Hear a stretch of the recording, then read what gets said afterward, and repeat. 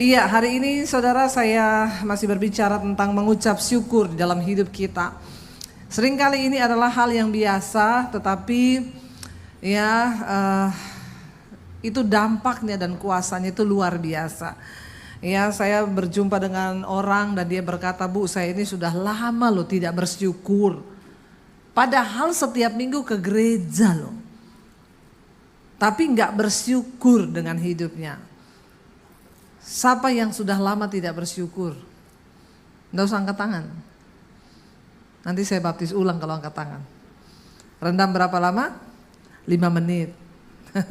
Biar buka mata langsung di rumah Bapa di sorga ya. Sering kali kita ini sebagai orang percaya, kita beribadah, kita pelayanan, tapi kita lupa bersyukur. Ya, karena tanpa ucapan syukur semua yang kita lakukan itu tidak berkenan pada Tuhan. Ya, betapa pentingnya ucapan syukur, saudara. Bangsa Israel ketika mereka dibawa keluar dari perbudakan di Mesir, itu kalau mereka berjalan kaki itu kira-kira hanya 10 hari. Ya, siapa yang sudah pernah ke Israel, ya, coba jalan dari Mesir sampai ke tanah perjanjian. Itu kalau jalan kaki hanya 10 hari, seperti yang tercatat ketika saudara-saudara Yusuf itu dari tanah Kanaan mereka menuju ke Israel untuk ke Mesir ketemu dengan Yusuf itu 10 hari perjalanan, berjalan kaki. Tetapi apa yang membuat bangsa Israel harusnya akhirnya cuma 10 hari jadi 40 tahun? Ya, karena mereka tidak pernah bersyukur. Akhirnya terputar-putar setiap sungut. Kalau dalam hidup ini kita cuma kebanyakan bersungut saudara. Karena mengucap syukur itu lawannya bersungut. Orang yang suka bersyukur pasti tidak bersungut-sungut. Tapi orang yang rajin bersungut-sungut pasti tidak pernah bersyukur. Nah sekarang saudara nih yang rajin apa nih? Ya, orang yang bersungut-sungut itu hanya akan memperlama, memperpanjang, menghalangi janji Tuhan terjadi atas hidupmu. Ya, kalau bangsa Israel hari itu tidak bersungut-sungut tapi mereka bersyukur dengan sebuah keadaan, itu dipersingkat saudara, cepat mereka mengalami janji Tuhan. Tapi apa yang membuat mereka akhirnya lama, bahkan terputar selama 40 tahun, dan kita tahu bersama, ya, satu generasi dibunuh oleh Tuhan di padang gurun loh.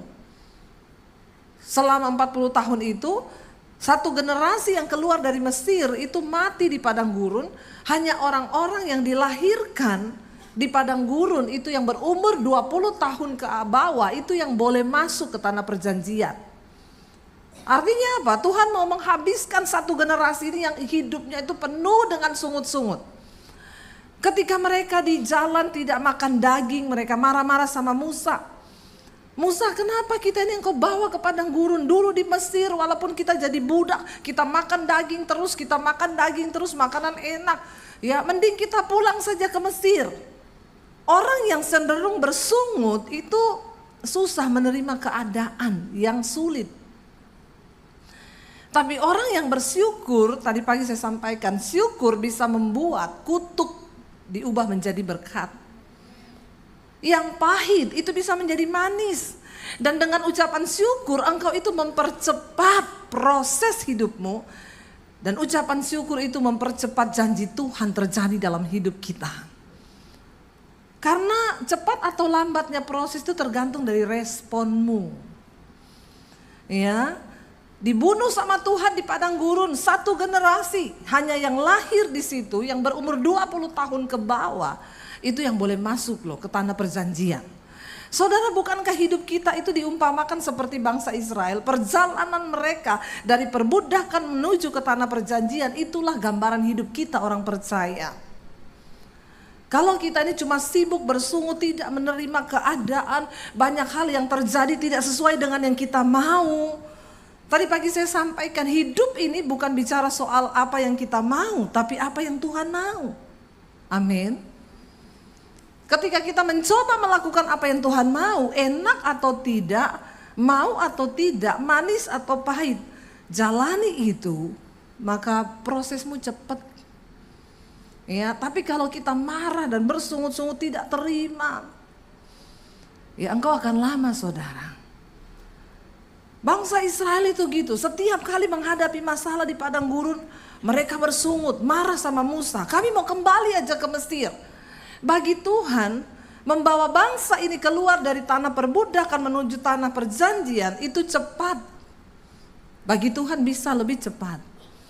Tapi yang menjadi sulit adalah mengeluarkan Mesir dari otak dan perilakunya bangsa Israel itu yang susah. Karena itu keputusan mereka. Makanya setiap kali ada masalah bersungut pengen balik ke Mesir. Setiap ada masalah pengen balik ke Mesir. Bapak Ibu, mari kita melakukan apa yang Tuhan mau untuk kita lakukan. Ya, bukan apa yang kita mau untuk kita lakukan. Sebab keberhasilan seorang percaya di dunia ini adalah ketika engkau mencapai apa yang Tuhan inginkan di dalam hidupmu, bukan apa yang kita inginkan di dalam hidup kita. Katakan amin. Sekalipun berat, kalau itu yang Tuhan inginkan, ya terima aja, mengucap syukur saja. Ya, karena segala sesuatu yang terjadi itu pasti mendatangkan kebaikan bagi hidup kita. Tadi pagi saya sampaikan Yusuf, kenapa dia bisa mengampuni keluarganya. Waktu mereka tahu Yusuf sudah jadi Perdana Menteri di Mesir, mereka takut, mereka berpikir kita pasti dibunuh sama Yusuf karena kita sudah membuang dia. Tapi Yusuf adalah seorang yang mengerti rencana Tuhan. Dia tahu kehendak Tuhan, dia bersyukur dengan segala yang terjadi. Makanya ketika dia bertemu dengan saudara-saudaranya yang membuang dia tidak marah, dia peluk mereka dan dia berkata, aku bersyukur. Karena engkau membuang aku, engkau sudah dipakai Tuhan untuk membuang aku. Karena itu hari ini aku menjadi seperti aku ada dan rencana Tuhan digenapi dalam hidupku. Itu berkat kamu sudah buang aku. Orang yang bersyukur akan selalu melihat rencana Tuhan yang besar di balik setiap proses yang dia alami. Tapi orang yang tidak bersyukur, semuanya menjadi pahit. Semua menjadi pahit.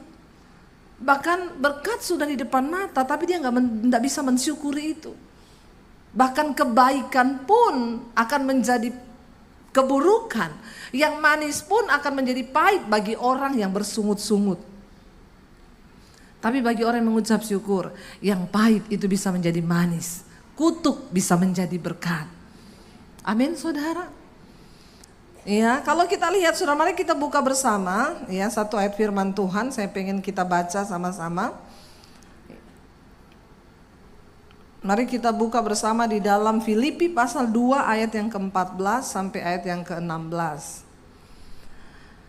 Filipi pasal 2 ayat yang ke-14 sampai dengan ayat yang ke-16. Apa kata firman Tuhan di sana? Kita mau, saudara, ya, biar hidup ini kita nih berubah. Jangan cuma dengar firman ya dari kecil jadi Kristen tapi nggak pernah berubah karena nggak mau jadi pelaku firman.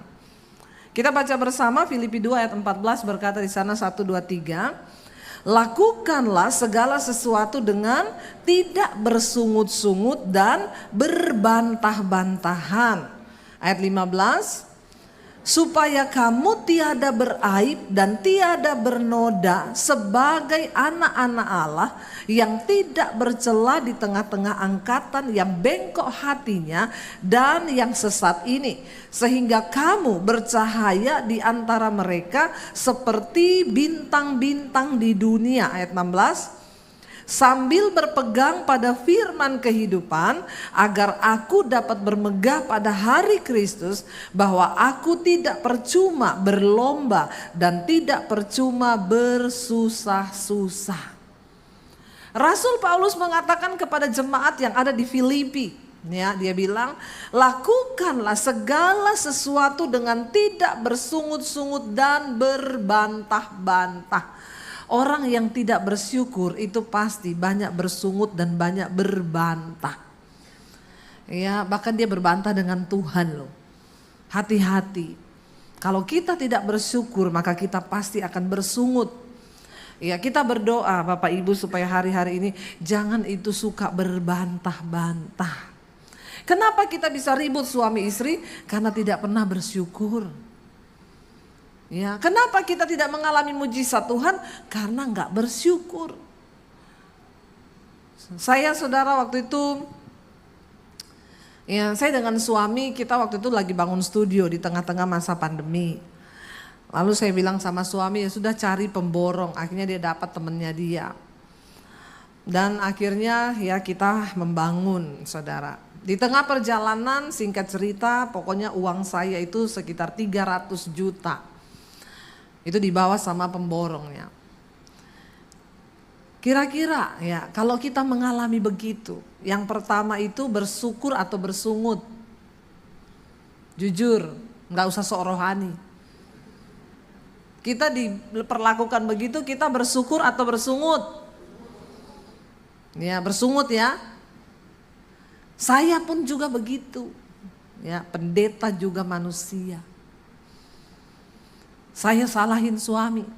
Makanya kamu tuh kenapa pilih orang nggak ini gini.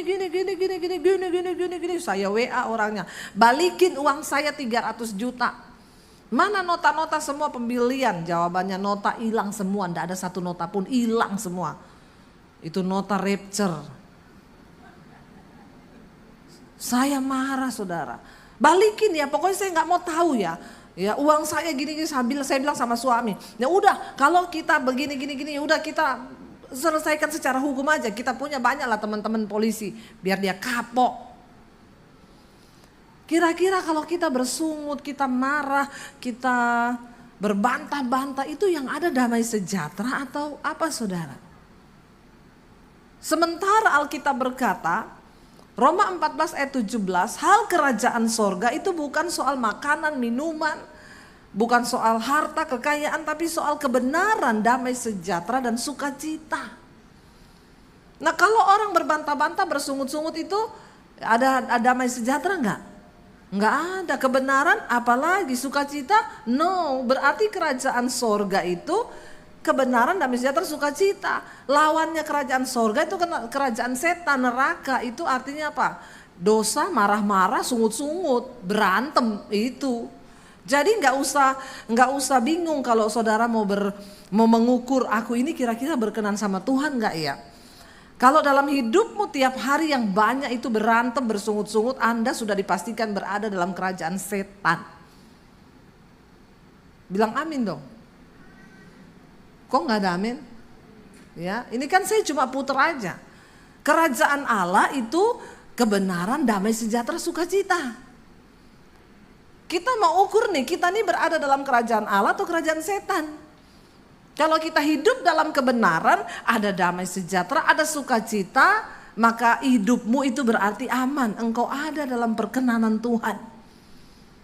Di rumah, di pekerjaan, dimanapun ada kebenaran, damai sejahtera, sukacita, aman, Tuhan besertamu.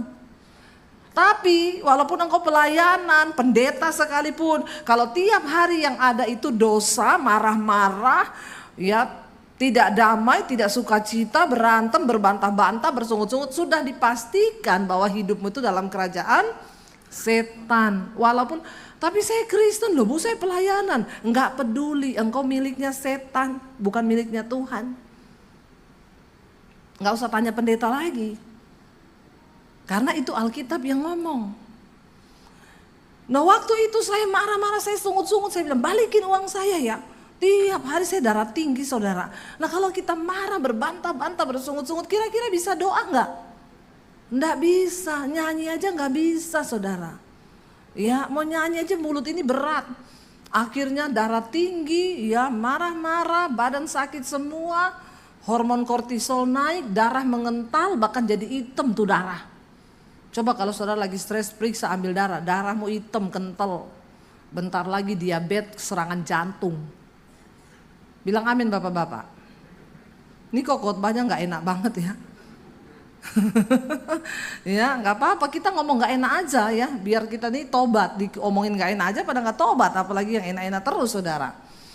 Ya jadi saya itu damai sejahtera hilang. Satu saat tuh saya ditegur sama Roh Kudus loh, kamu itu loh hamba Tuhan, tiap hari bersungut-sungut, berbantah-bantah gara-gara uang 300 juta. Saya bilang Tuhan sorry ya, 300 juta tuh banyak buat beli kerupuk dapat 1 RT. Banyak nggak buat saudara 300 juta, banyak nggak? Nggak banyak ya? Orang-orang kaya semua sini ya. Buat saya tuh uang banyak loh saudara, 300 juta.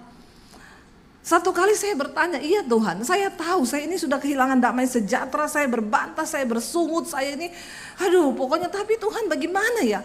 Lalu saya bertanya, kenapa Tuhan izinkan ini terjadi? Ini uang saya pakai buat bangun studio loh Tuhan. Dan ini uang banyak loh. Lalu Roh Kudus tuh ngomong di hati saya, kamu kalau ada orang ditipu, lalu konseling sama kamu. Terus kamu jawabnya apa? Saya ingat ada yang konseling sama saya, Bu, uang saya dibawa lari teman saya, Bu, sekian M. Apa yang harus saya lakukan, Bu? Saya jawab dengan lantang, Pak, yang terpenting itu damai sejahtera. Uang itu bisa dicari, Pak. Tapi damai sejahtera, sukacita itu produk sorga yang gak bisa dibeli dengan uang. Bapak marah-marah kehilangan damai, Bapak sakit, Bapak kehilangan sukacita. Buat apa punya banyak uang tapi hidup begitu? Saya kayak ditampar waktu diingetin Roh Kudus loh. Terus Tuhan tuh bilang, nah sekarang kamu bisa menasihatin jemaat begitu. Kamu sendiri sekarang mengalami. Bisa nggak kamu melakukan seperti yang kamu nasihatin ke jemaat? Saya masih berargumen dengan Tuhan. Tuhan, saya kan bilang gitu ke jemaat, dia kan duitnya banyak. Jadi dia lupakan itu duitnya di rekening masih banyak. Lalu saya ini Tuhan pas-pasan nih. Itu uang yo berarti loh buat saya. Tuhan tuh ngomong nggak peduli. Sekarang aku tuh melihat sikap hatimu. Kamu bisa gak bersyukur waktu itu terjadi? Lalu Tuhan tuh ngomong, lepaskan pengampunan. Ya, jaga damai sejahtera, jangan bersungut, jangan berbantah. Waktu engkau sudah berjalan di dalam kebenaran, sesuatu yang buruk menimpa itu berarti seizin Tuhan. Kita nih kadang pinter hafal ayat. Tapi ketika sesuatu terjadi kita suruh melakukan tuh susah saudara. Nah Tuhan tuh selalu bilang kamu tuh pengkhotbah. Kalau kamu mengkhotbahkan yang belum kamu alami, itu kamu pengkhotbah katanya-katanya. Tapi kalau kamu mengalami dulu baru kamu khotbahkan, itu jadi hidup. Ya tapi gak kayak gini juga kali Tuhan. Masa semua saya dulu harus mengalami? Akhirnya saya gak punya pilihan lain. Tuhan bilang lepaskan pengampunan. Waduh ayat tuh berbicara banyak. Di mana hartamu berada, di situ hatimu berada. Lupakan 300 juta itu. Aduh, saya nyesek saudara. Saya bilang, iya Tuhan, ya udah, saya mau melupakan, saya mau mengampuni orang itu. Lalu Tuhan itu spesifik sekali loh, ya. Roh Kudus menuntun saya begini, kalau kamu sudah mengampuni, kamu WA sama orang itu. Kamu bilang bahwa kamu sudah mengampuni. Saya bilang enggak usah lah, yang penting kan saya sama Tuhan sudah beres.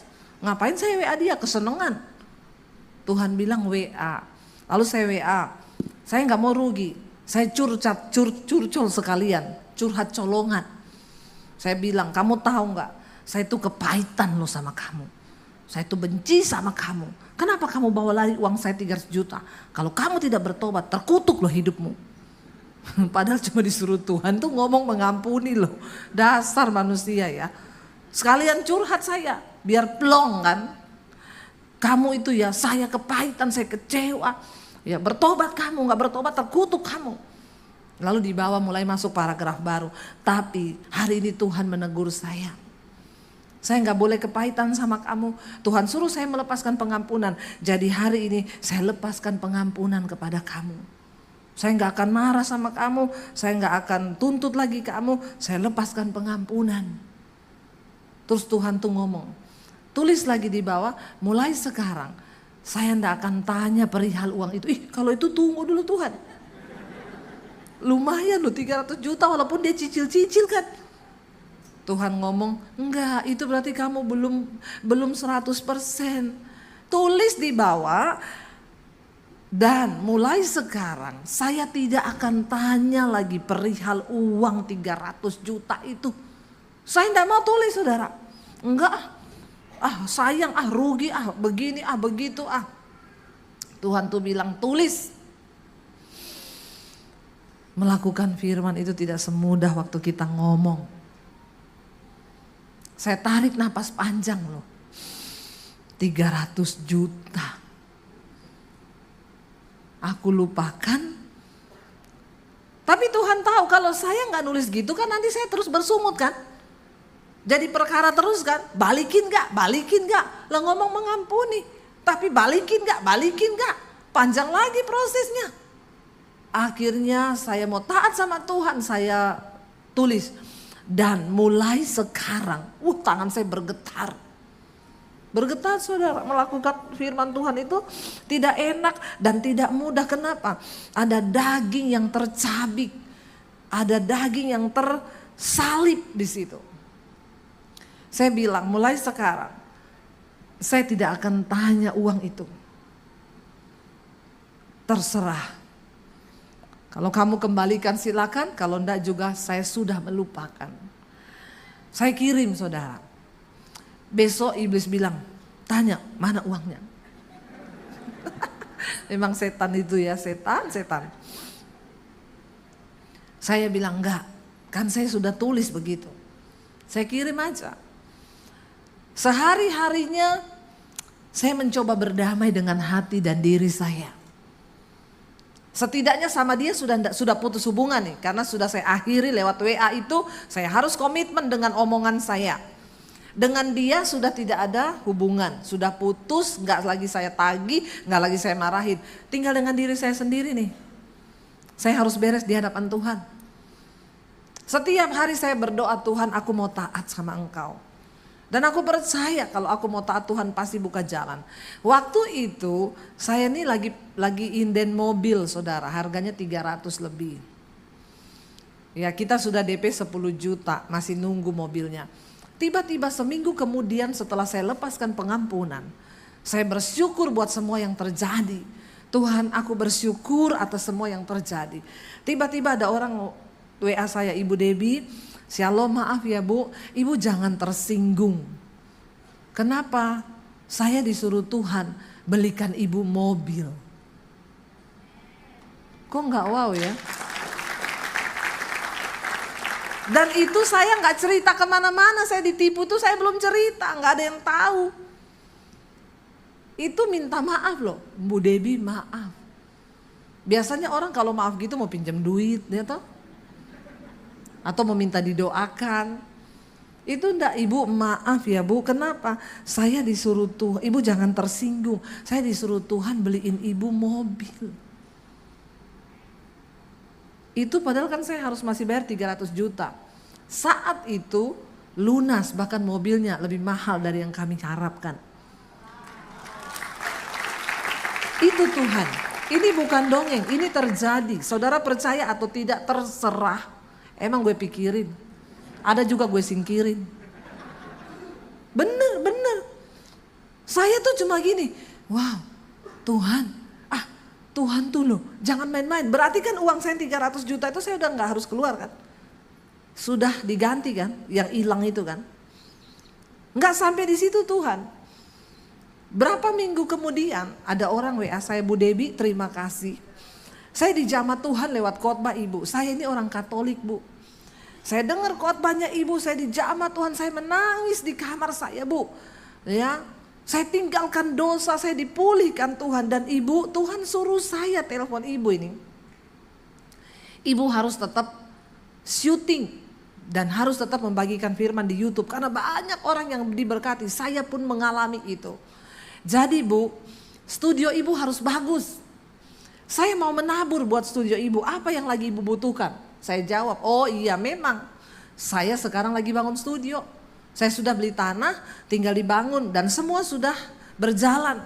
Bu, please, berapa habisnya pembangunan studio itu? Saya bilang, nggak usah karena kita ini bayarnya juga nyicil, tidak langsung ke tukang. Saya sesuai pengerjaan berapa yang habis itu yang saya bayar. Dia ngotot, Bu, please ya fotoin proposalnya Ibu yang ke tukang. Dalam hati saya ngomong gini, tak fotoin bener, klenger kau. Itu habisnya 850 juta. Emang lu mau kasih 850 juta? Ini keadaan pandemi. Nggak mungkin. Dia sampai WA berkali-kali saya nggak balas. Akhirnya sampai 3 hari Dia telepon, Bu please ya, Tuhan suruh saya nggak tahu orang ini siapa. Tuhan suruh saya loh Bu, kirim Bu foto yang ibu kasih ke tukang, proposal dari tukang itu habisnya berapa. Ya udah saya bilang ke suami, biarin aja, saya kirim aja. Biar dia kaget, dia pikir 100-200 juta nih. Saya kirim 850 juta, bisa minta nomor rekening Bu, dia transfer 1 M. Wow. Saudara lihat cara kerja Tuhan. Kalau saya bersungut terus dan menuntut orang itu balikin uang saya yang 300 juta.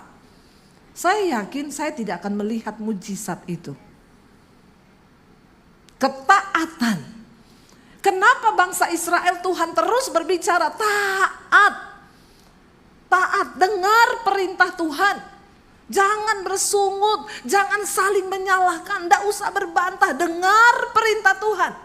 Saudara tahu 40 tahun bangsa Israel berputar di padang gurun itu bukan 40 tahun setelah mereka keluar terus 40 tahun terputar-putar, enggak. Ya, mereka berjalan sudah mendekati tanah Kanaan, besok itu sudah mau masuk, Lalu Musa mengirim 12 orang pengintai. 10 orang membawa kabar busuk, kata firman Tuhan. Yosua dan Kaleb membawa kabar baik. Yang 12 bersungut-sungut. Memang negeri itu bagus. Anggurnya 1 tandan dipikul 2 orang. Gede-gede, delimanya besar. Tapi jangan mimpi, mati kita masuk ke sana. Kita ini cuma seperti belalang di mata mereka. Ini Musa ngapain sih dia bawa-bawa kita ke sini? Dan hari itu juga bangsa itu yang 10 orang mempengaruhi yang lain dan berkata, kita turunkan Musa, kita angkat pemimpin baru dan kita balik lagi ke Mesir. Karena percuma kita masuk ke sana, mati kita semua. Mereka berbantah mau melempari Musa dengan batu. Mau melempari Yosua dan Kaleb dengan batu. Tapi tiba-tiba kemuliaan Tuhan turun. Dan bangsa itu gemetar. Dan hari itu akhirnya mereka diam dari sungut-sungut. Tinggal 1 hari besok mau masuk ke tanah perjanjian. Mereka bersungut, mereka berbantah, mereka marah. Tuhan ngomong, mulai hari ini kamu akan berputar selama 40 tahun di padang gurun. Jadi itu loh peristiwa mereka berputar itu setelah tinggal sehari mau masuk. Tinggal sehari, bukan keluar tuh langsung 40 tahun putar-putar, enggak. Dan Tuhan berkata generasi pertama semua harus mati di padang gurun. Hanya yang lahir 20 tahun ke bawah itu yang akan masuk. Jadi mereka 40 tahun itu masih jauh. Mereka berjalan 20 tahun kemudian di padang gurun baru melahirkan anak. Nah, anak-anak yang dilahirkan di dalam ajaran Musa, ketaatan itu yang dipilih Tuhan masuk. Dan hanya Yosua dan Kaleb yang melihat tanah itu dari generasi yang tersisa. Saudara, jangan engkau bersungut dan jangan engkau berbantah. Memperlama proses Tuhan di hidupmu. Amin. Saya lepaskan pengampunan. Kalau saya mempertahankan di hati Tuhan uang 300 juta loh. Enak aja suruh mengampuni. Enak aja suruh melepaskan pengampunan. Makanya jangan taruh uang di hatimu. Kenapa orang tidak bisa mengampuni, apalagi tidak bisa mengucap syukur dalam masalah uang? Karena uang engkau taruh di hati. Itu yang menyebabkan engkau tidak bisa taat kepada firman Tuhan. Sama Tuhan disuruh menabur. Ya enak aja tabur. Jadi kaya nanti itu gereja. Datang ke gereja ngasih kolekte 2.000. Nggak usah angkat tangan. Bagi Tuhan kau kasih 2.000 saudara. Makanya itu uang 100.000 bilang saya ini uang yang paling terhormat. Ada di dompetnya orang-orang kaya. Dibawa ke hotel-hotel mewah. Kata uang 2.000, aku dong yang paling mulia. Aku ada di sorga karena setiap minggu aku terbanyak di kantong kolekte. Haleluya ya. Bertobat. Jangan engkau bersungut-sungut. Dan paling banyak orang bersungut itu dalam hal uang. Kelihatan tuh di situ. Kalau ada uang, sukacita dia. Nanti kalau uangnya mulai menipis, apalagi tanggal jatuh tempo mendekat. Ya, dua hal yang membuat jantung berpacu dengan cepat, jatuh cinta dan jatuh tempo. Itu hati-hati saudara. Mari kita menjadi orang Kristen yang berkenan di mata Tuhan. Jangan sampai uang menjadi raja di hidupmu, engkau taruh di hatimu, itu yang akan membuat berat engkau menjadi pelaku firman. Bagi saya 300 juta berat untuk saya lepaskan hak. Tapi waktu kita taat, kita lepaskan tuh, saya ini bukan cerita dongeng loh. Ini terjadi di dalam hidup saya. Ini terjadi. Ya, ketika kita ini jujur di hadapan Tuhan, ketika kita ini mau taat. Alkitab berkata hari ini firman Tuhan bilang, lakukanlah segala sesuatu dengan tidak bersungut-sungut dan berbantah-bantahan. Suami istri, engkau yang tiap hari ini bersungut-sungut, berbantah-bantahan, bertobat. Saya mau lihat yang datang suami istri, coba bilang sama istrimu, bilang sama suamimu, jangan bersungut-sungut, jangan berbantah-bantah. Ayo cepat bilang. Bilang sama istrimu, bilang sama suamimu. Ayo lihat istrinya, jangan lihat istri orang. Disuruh lihat suaminya sendiri malah lihat suami orang loh. Ya, ayo yang datang suami istri, saya bisa lihat dari sini kehidupan rumah tangga saudara ini harmonis atau tidak. Cuma disuruh lihat pasangan enggak mau loh. Ini ada kepahitan nih. Perlu saya doakan, perlu saya tumpang tangan dan tumpang kaki kalau perlu. Jadi orang Kristen ke gereja disuruh lihat loh pasangannya moh. Lah piye? Karepmu tuh piye? Saya udah bahasa Jawa lagi. Ya. Jangan ada kepahitan di antara kita. Bagaimana Tuhan mau memberkati? Ya, hidup aja ribut, berantem ke gereja loh. Ke gereja bareng nih nggak mau lihat-lihatan. Saya bisa lihat dari sini nih suami istri yang nggak mau lihat-lihatan. Bertobat ya. Saya ngomong serius. Tadi dari rumah di mobil udah berantem hebat, mau dekat gereja. Shh. Hapus air matamu. Udah deket gereja. Nanti kelihatan orang gak enak, pakai bedak lagi, pakai lipstik lagi. Padahal di mobil tadi, ya udah mau apa, kita cerai aja. Udah deket gereja, cepet lap air matamu. Lap, pakai lipstik lagi, turun sampai di gereja, disalami, shalom, apa kabar? Luar biasa. Kata malaikat, pret banget. Hati-hati ya, hidup kita ini banyak saksi. Banyak sekali saksi, nggak usah pencitraan jadi anak Tuhan. Nggak usah pencitraan jadi orang Kristen. Nggak usah pencitraan lu jadi pengerja. Kalau hidupmu tidak berkenan pada Tuhan, nggak ada guna, tidak diberkati. Bilang amin. Iya, ayo hidup dalam damai sejahtera. Dalam rumah tangga jangan ada sungut-sungut, tidak bersyukur, berbantah-bantah kata firman Tuhan. Makanya kita nggak diberkati Tuhan. Dikatakan di sana, lakukanlah segala sesuatu dengan tidak bersungut-sungut dan berbantah-bantah. Supaya apa? Supaya kamu itu tiada beraib. Ayat yang ke-15 ya. Supaya kamu tiada beraib dan tiada bernoda sebagai anak-anak Allah yang tidak bercela di tengah-tengah angkatan yang bengkok hatinya dan sesat ini. Jadi ternyata kita ini lagi ada di dalam zaman angkatan yang bengkok hatinya dan sesat. Dan Alkitab itu berkata kalau kita hidup tidak bersungut dan tidak berbantah, kita ini tiada beraib dan tiada bernoda di hadapan Tuhan loh. Ini nggak ditulis begini, maka ya kamu itu jangan bersinah, jangan ini supaya kamu tiada beraib dan tiada bernoda. Ternyata dosa bersungut-sungut dan berbantah-bantah itu juga serius di hadapan Tuhan dan bisa menjadi aib yang akan membuat kita ini tidak tercatat sebagai anak-anak Allah. Katakan amin. Alkitab berkata, di mana orang hidup rukun bersama, maka kesanalah berkat Tuhan itu akan diperintahkan. Jangan bersungut-sungut, jangan berbantah-bantah. Saya dengan suami saya punya komitmen, berantem 5 menit cukup. Amin. Kalau jiwamu sehat dan jiwamu itu dikendalikan oleh firman Tuhan, itu akan menjadi mudah. Ya. Marah-marahan, diam-diaman, say, udah 5 menit loh. Ayo kita berdamai. Ayo kita taklukkan amarah, ayo kita doa bareng. Berkat Tuhan mengalir.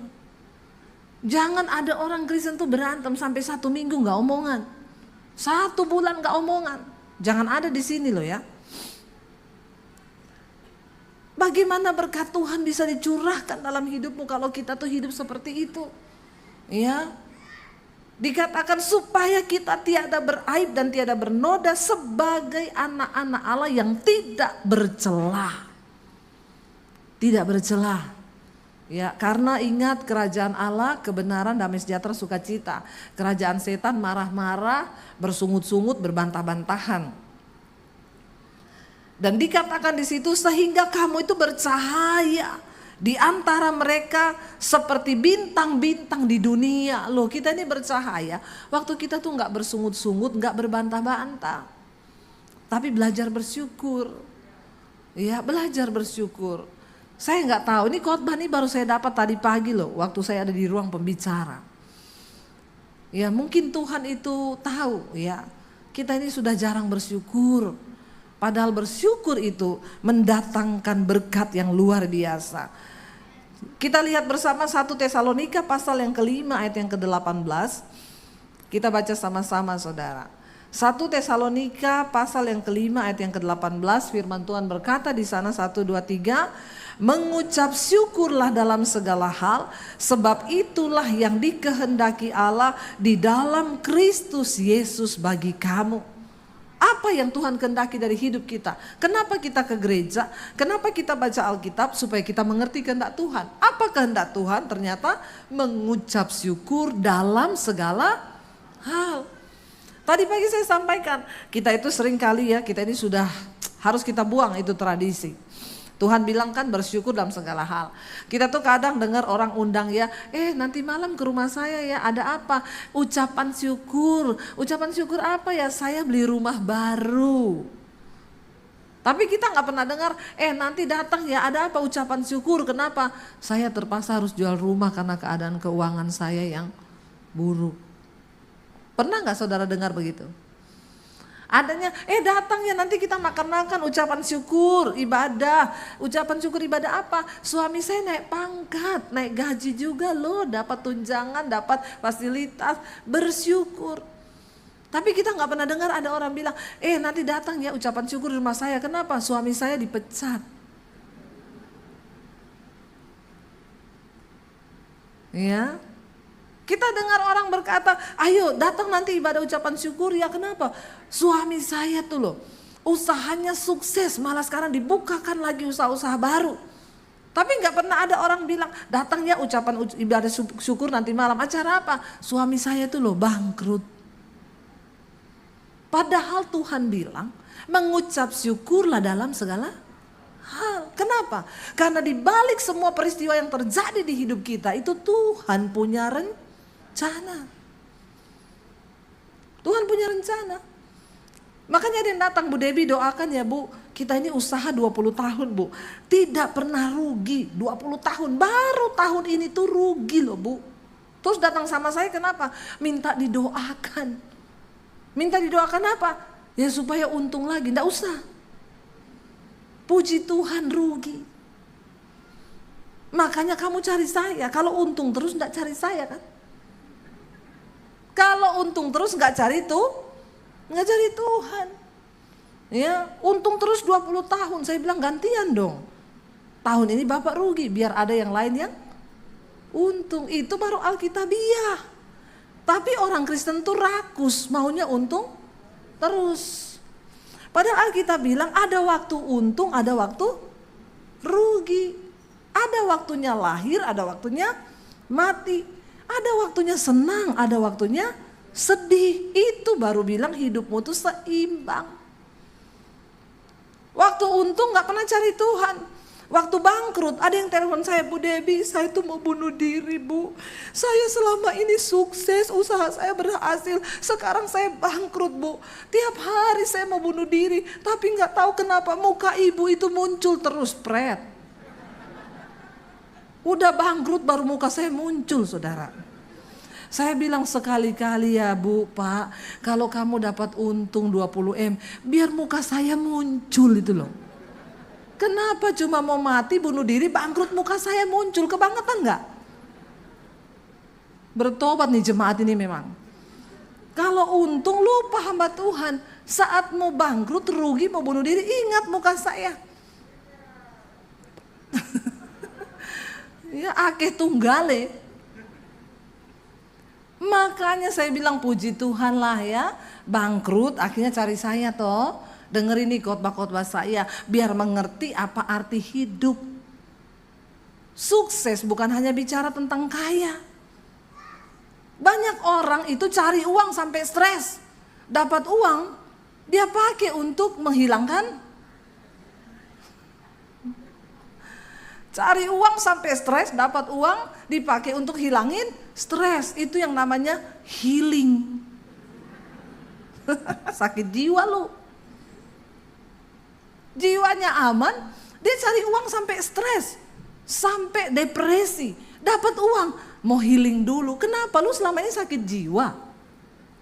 Baru mau healing. Healing itu di hadirat Tuhan.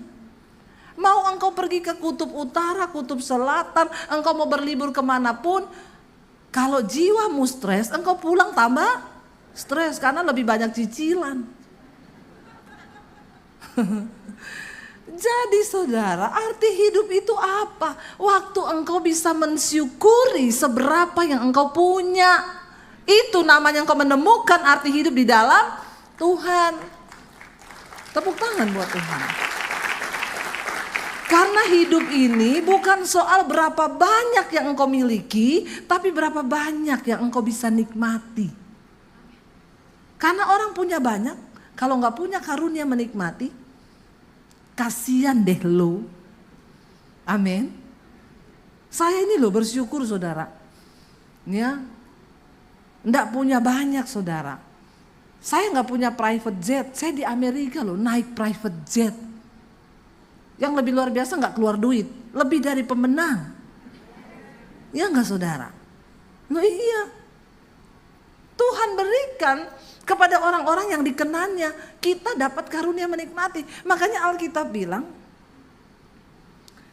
ada satu hal yang aku lihat di bawah kolong langit ini, ada orang itu dia bisa berusaha cari uang. Dia dapat banyak uang, miliki banyak harta, tapi dia tidak diberi kuasa untuk menikmati semua yang dia miliki. Makanya untuk bisa cari karunia menikmati, dia healing, pergi kemana-mana. Dia pikir itu bisa menikmati, ternyata juga enggak. Karena karunia untuk menikmati diberikan kepada orang-orang yang rajin bersyukur. Walaupun engkau dapat sedikit, engkau syukuri, itu loh healing, itu loh menikmati. Hidup ini bukan soal seberapa banyak kita memiliki, tapi berapa banyak yang bisa kita nikmati. Sebab banyak orang mendapat banyak, tapi dia gak bisa nikmati. Kenapa? Karena tidak ada karunia bersyukur. Waktu muda stres, gak punya uang, cari uang. Cari uangnya sampai stres karena dia pikir uang bisa membuat dia bahagia. Udah tua dia dapat uang, tapi tetap gak bisa menikmati. Ya ada yang bilang, sate kambing di sana enak loh. Aku gak bisa makan kambing, kenapa? Darah tinggi. Kasihan kan, dulu miskin gak bisa beli sate kambing. Sekarang udah kaya, gak bisa makan sate kambing, kenapa? Darah tinggi. Apa sih arti hidup ini? Ya, saya bersyukur sekarang. Saya kalau lagi drop cari duren, cari sate kambing, itu obat saya. Saudara, arti hidupmu itu apa? Bukan soal berapa yang kau miliki, tapi berapa yang kau nikmati. Makanya mengucap syukurlah dalam segala hal. Bukan cuma yang baik, yang tidak baik pun ketika engkau syukuri. Kayak saya tadi, daripada saya terus berbantah-bantah, mana uang saya, balikin 300 juta, balikin. Saya tidak akan pernah melihat mujizat yang besar di balik itu, kalau saya tidak melepaskan pengampunan dan belajar bersyukur untuk semua yang terjadi. Karena itu Bapak Ibu, Ya saya berdoa supaya kita semua menjadi orang-orang yang bersyukur. Saya nggak tahu kenapa Tuhan taruh ini di jemaat ini pada hari ini. Ya, jangan hanya engkau rajin ke gereja, jangan hanya engkau rajin apapun yang kelihatannya sebagai rohani, tapi rajin-rajinlah bersyukur. Karena itu yang dikehendaki Bapa dalam hidup kita. Saya undang para imam musik maju ke depan. Mari, biar hari ini kita mau bilang, Tuhan, kami mau melakukan apa yang berkenan di hati Tuhan. Kami mau Tuhan untuk mendapatkan perkenanan Tuhan itu lewat apa? Lewat ucapan syukur kami. Sekalipun hari ini engkau sedang ada dalam keadaan yang tidak baik. Mungkin usahamu lagi tidak baik. Mungkin rumah tanggamu lagi tidak baik. Mungkin engkau sedang ada dalam masalah yang besar. Waktu engkau mengangkat tangan dan berkata, ku mau selalu bersyukur Tuhan. Kami mau selalu bersyukur. Itu kemenangan dan itulah menikmati. Itulah kebahagiaan hidupmu. Mari bangkit berdiri bersama. Angkat tanganmu di hadapan Tuhan, katakan musik saja. Mari tundukkan kepalamu dalam hadirat Tuhan. Firman Tuhan berkata, persembahkanlah syukur sebagai korban yang berkenan di hadapan Tuhan. Saat keadaanmu tidak baik dan engkau berkata, aku bersyukur Tuhan, itu menjadi korban yang berkenan di hadapan Tuhan. Hari ini datang di hadapan Tuhan, rendahkan dirimu dan bilang, Tuhan, aku bersyukur. Syukuri keadaanmu, syukuri hidupmu hari ini, syukuri bisnismu, syukuri keluargamu, syukuri kesehatanmu.